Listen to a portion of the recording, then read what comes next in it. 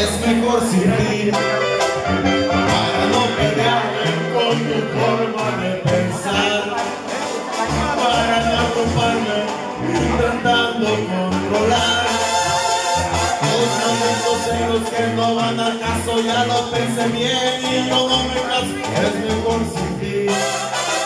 A mí no me gusta que me quieran imponer, y no me prometas que te vas a componer. No eres la pareja que estaba buscando y ya no te pienso seguir aguantando. No será contigo la familia hermosa que he soñado tanto, niña capitán. Eres lo contrario de lo que necesito. Deja de quererte, de sentido a mí. No será contigo la boda de iglesia y tampoco la luna de miel en casa. Eres complicada, eres inmadura, no tienes razón y ya no tienes luz.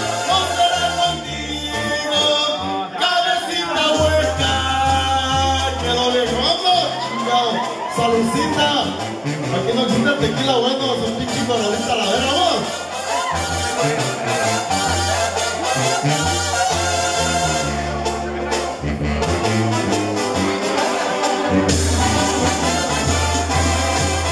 Es mejor seguir.